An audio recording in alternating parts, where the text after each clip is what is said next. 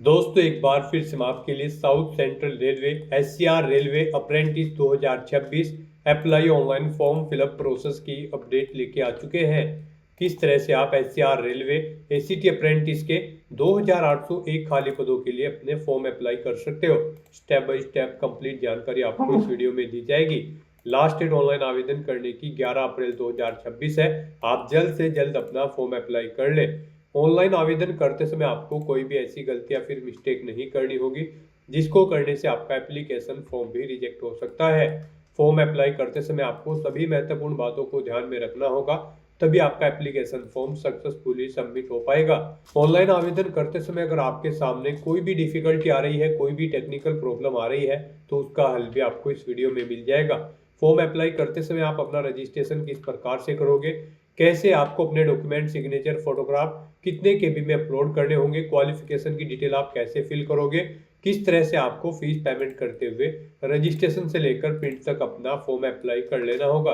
पूरी जानकारी के लिए आपको ये वीडियो शुरू से लेके एंड तक बिना स्किप किए हुए देखनी होगी।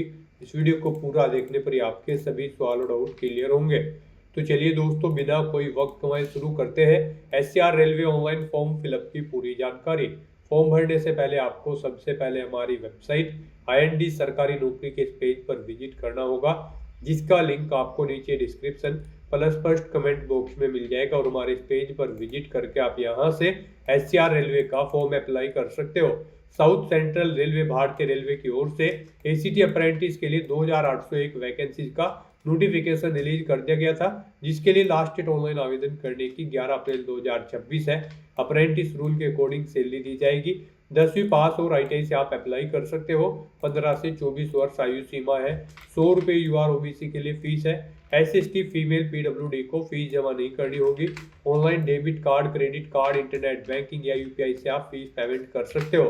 बिना परीक्षा के भर्ती है, मेरिट बेस पे सिलेक्शन किया जाएगा। ऑनलाइन आप ऑल इंडिया से अप्लाई कर सकते हो। scr.indianrailways.gov.in पोर्टल से इम्पोर्टेंट लिंक सेक्शन के अंतर्गत ऑफिशियल नोटिफिकेशन पीडीएफ लिंक पर क्लिक करके आप इसकी पीडीएफ डाउनलोड कर सकते हो। यहाँ पर आपको आवेदन करने की डेट देखने को मिल जाएगी।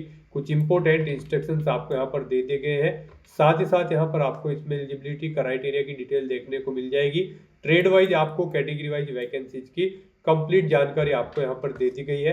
क्वालिफिकेशन डिटेल के साथ साथ में आप एज लिमिट भी चेकआउट कर सकते हो। एज रिलैक्सेशन किस कैटेगरी के लिए कितना रखा गया है वो आप चेकआउट कर सकते हो। सिलेक्शन क्राइटेरिया की डिटेल, हाउ टू अप्लाई का भी कंप्लीट प्रोसीजर आपको यहाँ पर देखने को मिल जाएगा। साथ ही साथ किन किन कारणों से आपका फॉर्म रिजेक्ट हो सकता है वो डिटेल दे दी गई है। और कौन कौन से डॉक्यूमेंट्स कितने केबी में आपको अपलोड करने होंगे, कंप्लीट डिटेल आपको इस पीडीएफ में देखने को मिल जाएगी। तो ऑनलाइन आवेदन करने से पहले आपको ये ऑफिशियल नोटिफिकेशन की पीडीएफ पूरा पढ़ना अनिवार्य है। इसको पूरा पढ़ने से ही आपके सभी सवाल और डाउट क्लियर होंगे। ये पीडीएफ रीड आउट करने के बाद में आपको अप्लाई ऑनलाइन के इस लिंक पर क्लिक करना होगा, तो आपके सामने ऑनलाइन आवेदन करने का ये ऑफिशियल पोर्टल ओपन हो जाएगा। यहाँ पर आपको कुछ जनरल इंस्ट्रक्शंस दिए गए हैं, आपको इन्हें रीड आउट करना है। इस पेज को नीचे स्क्रॉल डाउन करना है। उसके बाद यहाँ पर आपने अगर पहले से रजिस्ट्रेशन कर रखा है तो आपको रजिस्टर्ड यूजर लॉगिन की स्टेप पर क्लिक करना है। उसके बाद आपके सामने लॉगिन का इंटरफेस ओपन हो जाएगा। यहाँ पर गाइज आपको अपनी ईमेल आईडी एंटर करनी है, अपना पासवर्ड आपको एंटर करना है और उसके बाद आपको यहाँ पर लॉगिन की स्टेप पर क्लिक करते हुए अपने डैशबोर्ड में लॉगिन करके अपना फॉर्म अप्लाई कर लेना है। और अगर आप इस भर्ती के लिए फर्स्ट टाइम अप्लाई करने जा रहे हो तो सबसे पहले यहाँ पर आपको अपना रजिस्ट्रेशन करना होगा। उसके लिए आपको न्यू रजिस्ट्रेशन की टैब दी गई है, आप इस पर क्लिक करें। आपके सामने रजिस्ट्रेशन का फॉर्म ओपन हो जाएगा। यहाँ पर आपको अपनी बेसिक इन्फॉर्मेशन प्रोवाइड कराते हुए अपना रजिस्ट्रेशन करना है। सबसे पहले यहाँ पर आपको अपना परमानेंट रेजिडेंशियल स्टेट सेलेक्ट कर लेना है इन लिस्ट में से। इन लिस्ट में जो स्टेट आपको शो हो रहे हैं, इसी स्टेट के कैंडिडेट यहाँ पर अप्लाई कर सकते हैं। तो यहाँ पर आप स्टेट सेलेक्ट करें, उसके बाद यहाँ पर आप उसका डिस्ट्रिक्ट सेलेक्ट करें। फिर यहाँ पर आपको अपना एड्रेस प्रूफ अपलोड करना है। आपको यहाँ पर ये एड्रेस प्रूफ 1 MB से कम के साइज में अपलोड करना है और यहाँ पर ये PDF या फिर JPG फॉर्मेट में होना चाहिए। उसके बाद आपको यहाँ पर अपना फुल नेम एंटर करना है अपनी 10वीं की मार्कशीट के अकॉर्डिंग। फिर यहाँ पर आप अपनी ईमेल आईडी एंटर करें, मोबाइल नंबर एंटर करें, अपना पासवर्ड यहाँ पर आप एंटर करें। पासवर्ड यहाँ पर आप कोशिश करें कि आपका पासवर्ड यहाँ पर अल्फा न्यूमेरिक फॉर्मेट में हो। मींस आपके पासवर्ड में कम से कम एक अपर केस कैरेक्टर होना चाहिए, एक लोअर केस कैरेक्टर, एक इंटीजर नंबर और एक स्पेशल कैरेक्टर जैसे कि @ या फिर डॉलर होना चाहिए। इस फॉर्मेट में यहाँ पर आपको अपना पासवर्ड एंटर करना होगा। उसके बाद आपको आई हर्बी कन्फर्म दैट इस चेकबॉक्स को आपको ओके करना होगा और फिर गाइज आपको यहाँ पर रजिस्टर के इस ऑप्शन पर क्लिक करना है। इस तरह से यहाँ पर आपका रजिस्ट्रेशन सक्सेसफुली कंप्लीट हो जाएगा। आपकी रजिस्टर्ड ईमेल आईडी पर एक मेल सबमिट की गई है। आपकी ईमेल को वेरीफाई करने के लिए आपको अपनी ईमेल आईडी पर जाना है, आपको अपनी ईमेल आईडी ओपन करनी है और इसमें यहाँ पर आपको वेरीफाई ईमेल का ये ऑप्शन मिलेगा। आप इस पर क्लिक करके अपनी ईमेल आईडी वेरीफाई कर ले या फिर गाइड आपको ये लिंक मिलेगा, आप इस पर क्लिक करके अपनी ईमेल आईडी यहाँ पर वेरीफाई कर ले। यहाँ पर जैसे ही आप इन लिंक्स पर क्लिक करेंगे आपके सामने कुछ इस तरह से इंटरफेस ओपन होगा। यहाँ पर आपको मैसेज शो हो जाएगा, आपकी ईमेल यहाँ पर सक्सेसफुली वेरीफाइड हो चुकी है। अब गाइज आपको यहाँ पर अपनी ईमेल आईडी एंटर करनी है, अपना पासवर्ड आपको एंटर करना है जो रजिस्ट्रेशन करते समय आपने क्रिएट किया था और उसके बाद फिर आपको लॉगिन की स्टेप पर क्लिक करते हुए अपने डैशबोर्ड में लॉगिन कर लेना है। लॉगिन करने के बाद आपके सामने आपका डैशबोर्ड कुछ इस तरह से शो होगा। अब गाइज यहाँ पर आपको अपना फॉर्म अप्लाई करने के लिए कंटिन्यू एप्लीकेशन के इस ऑप्शन पर क्लिक करना है। अब यहाँ पर आपका फॉर्म स्टार्ट हो चुका है, आपको अपनी एलिजिबिलिटी की डिटेल देनी है। यहाँ पर आप अप्रेंटिसशिप की ट्रेनिंग कर रहे हैं या फिर कर चुके हैं किसी सेंट्रल या फिर स्टेट या फिर पब्लिक सेक्टर यूनिट की ऑर्गेनाइजेशन में। अगर कर रहे हैं तो आप यस करेंगे और फिर अप्रेंटिसशिप की डिटेल यहाँ पर आप देंगे। नहीं कर रहे हैं तो आप नो ऑप्शन सेलेक्ट करेंगे।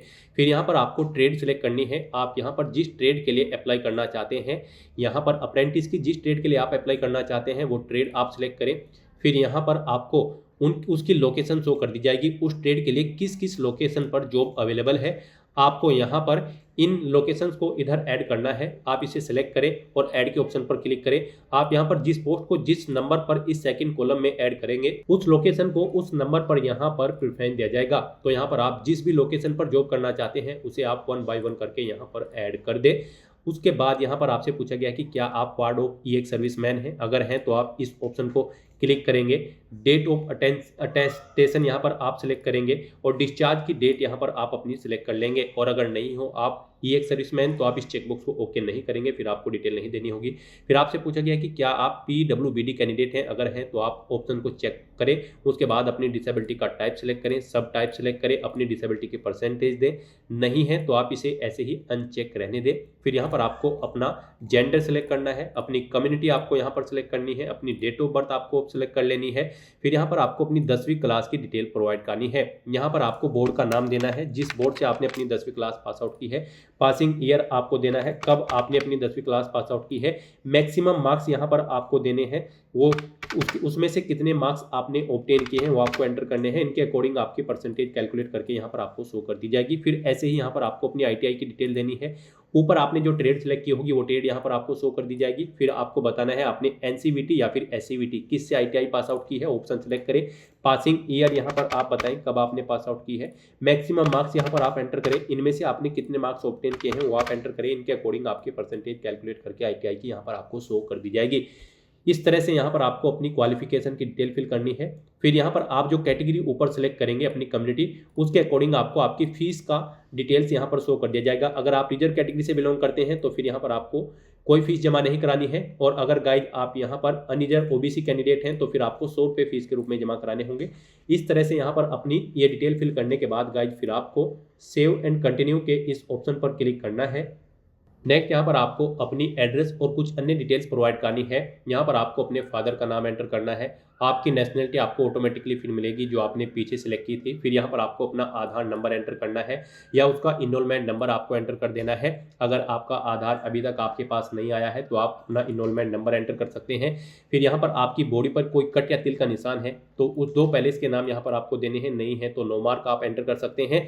उसके बाद यहाँ पर गाइड आपको अपना कम्युनिकेशन एड्रेस एंटर करना है, फिर आपको अपना पिन कोड एंटर करना है। फिर यहाँ पर आपसे पूछा गया कि क्या आपने RDAT के पोर्टल पर अपना रजिस्ट्रेशन कर रखा है, यानी कि आपने यहाँ पर अप्रेंटिसशिप इंडिया का जो पोर्टल है उस पर आपने अपना रजिस्ट्रेशन कर रखा है। यहाँ पर आपको अपना रजिस्ट्रेशन करना अनिवार्य है। कैसे आप अपना रजिस्ट्रेशन करोगे, इसके लिए आपको इस वीडियो के डिस्क्रिप्शन बॉक्स में हमारी दूसरी वीडियो का लिंक मिल जाएगा, जिस पर आपको स्टेप बाय स्टेप बता दिया गया है कि कैसे आप इस पोर्टल पर अपना रजिस्ट्रेशन कर सकते हो। तो यहाँ पर अब आपको यस के इस ऑप्शन पर क्लिक करना है। उसके बाद आपको अपना रजिस्ट्रेशन नंबर यहाँ पर एंटर करना है और फिर गाइज आपको सेव एंड कंटिन्यू के इस ऑप्शन पर क्लिक करना है। नेक्स्ट यहाँ पर आपको अपने डॉक्यूमेंट अपलोड करने हैं। यहाँ पर आपको अपनी 10वीं की मार्कशीट, ITI की मार्कशीट या फिर 10वीं का सर्टिफिकेट या फिर 10वीं का ITI का सर्टिफिकेट आपको अपलोड करना है। इनमें आपको दोनों ऑप्शन एक साथ सेलेक्ट करने होंगे, कोई भी जिसे आप अपलोड करना चाहते हैं। और उसके बाद गाइड फिर आपको save and continue to document upload के ऑप्शन पर क्लिक करना है। फिर आपके सामने कुछ इस तरह से इंटरफेस ओपन होगा। यहाँ पर आपके जो ये डॉक्यूमेंट है वो PDF, JPG या फिर PNG फॉर्मेट में होनी चाहिए। 2 MB से कम इनका साइज होना चाहिए। यहाँ पर आपको अपने डॉक्यूमेंट के साथ साथ फोटोग्राफ, अपना सिग्नेचर, अपना आधार कार्ड, 10वीं की मार्कशीट, ITI की मार्कशीट और यहाँ पर अप्रेंटिसशिप के पोर्टल पर जो आपने अपना रजिस्ट्रेशन कर रखा है उसके रजिस्ट्रेशन का जो वहाँ पर आपके पास प्रिंट आउट होगा वो फॉर्म यहाँ पर आपको अपलोड करना है। अगर आप रिजर्व कैटेगरी से बिलोंग करते हैं तो आपको अपना कास्ट सर्टिफिकेट भी यहाँ पर अपलोड करना होगा। तो अपने इन डॉक्यूमेंट्स को अपलोड करने के लिए आपको चूज फाइल के इन ऑप्शन पर क्लिक करना है, फाइल को सिलेक्ट कर लेना है और उसके बाद आपको अपलोड के इन ऑप्शन पर क्लिक करते हुए 1 बाय 1 करके अपने सभी डॉक्यूमेंट्स को आपको अपलोड कर देना है। इस तरह से अपने सभी डॉक्यूमेंट्स अपलोड करने के बाद गाइज फिर आपको यहाँ पर प्रोसीड टू पेमेंट के इस ऑप्शन पर क्लिक करना है। नेक्स्ट आपके सामने कुछ इस तरह से इंटरफेस ओपन होगा। यहाँ पर आपको एक एप्लीकेशन ID दी गई है, आपको इसे नोट डाउन कर लेना है। और गाइज यहाँ पर आपको आपकी कैटेगरी के अकॉर्डिंग एप्लीकेशन फीस का अमाउंट देखने को मिलेगा। अगर आप रिजर्व कैटेगरी से बिलोंग करते हैं तो फिर आपको कोई फीस जमा नहीं करानी है, फ्री ऑफ कॉस्ट आप फॉर्म अप्लाई कर सकते हो। और अगर आप अनरिजर्व या फिर OBC कैंडिडेट हो तो फिर यहाँ पर आपको 100 रुपये एप्लीकेशन फीस के रूप में जमा कराने होंगे, जो कि आप debit card, credit card, net banking या फिर UPI के माध्यम से जमा करा सकते हो। तो यहाँ पर अब आपको अपना फीस पेमेंट करने के बाद अगर आप फीस क्राइटेरिया के अंतर्गत नहीं आते हैं या फिर आप फीस क्राइटेरिया के अंतर्गत भी आते हैं तो फीस पेमेंट करने के बाद फिर आपको प्रोसीड टू प्रीव्यू के इस ऑप्शन पर क्लिक करना है। फिर यहाँ पर आपको आपके एप्लीकेशन फॉर्म का पूरा प्रीव्यू शो कर दिया गया है। आपको सभी डिटेल्स केयरफुली चेकआउट करनी है, इसे नीचे स्क्रॉल डाउन करना है और कहीं पर कोई मिस्टेक है तो आप एडिट एप्लीकेशन के ऑप्शन पर क्लिक करके एडिट कर सकते हैं। और अगर सभी चीज़ें ओके हैं तो बस गाइज अब आपको यहाँ पर सबमिट एप्लीकेशन के इस ऑप्शन पर क्लिक करना है। इस तरह से यहाँ पर आपका एप्लीकेशन फॉर्म सक्सेसफुली सबमिट हो जाएगा, आपको आपके डैशबोर्ड में डायरेक्ट कर दिया जाएगा। अब गाइस यहाँ पर आप व्यू सबमिटेड एप्लीकेशन के इस ऑप्शन पर क्लिक करके अपने एप्लीकेशन फॉर्म का एक हार्ड कॉपी या फिर सॉफ्ट कॉपी प्रिंट आउट ले सकते हो फ्यूचर यूज के लिए, फ्यूचर रेफरेंस के लिए। जैसे ही आप व्यू सबमिटेड एप्लीकेशन के ऑप्शन पर क्लिक करेंगे आपके सामने आपका फॉर्म शो हो जाएगा। आपको इसे नीचे स्क्रॉल डाउन करके यहाँ पर प्रिंट एप्लीकेशन के ऑप्शन पर क्लिक करते हुए अपने एप्लीकेशन फॉर्म का एक हार्ड कॉपी या फिर सॉफ्ट कॉपी प्रिंट आउट ले लेना है फ्यूचर यूज के लिए, फ्यूचर रेफरेंस के लिए। तो दोस्तों ऐसे आप साउथ सेंट्रल रेलवे अप्रेंटिस की इस भर्ती के लिए अपने फॉर्म अप्लाई कर सकते हो बिना कोई मिस्टेक किए हुए। आज की इस वीडियो में बस इतना ही। आई होप ये वीडियो आपको पसंद आई होगी। अगर पसंद आई हो तो इसे लाइक और शेयर करें, चैनल पर नए हो तो इसे सब्सक्राइब कर लें। Thanks for watching.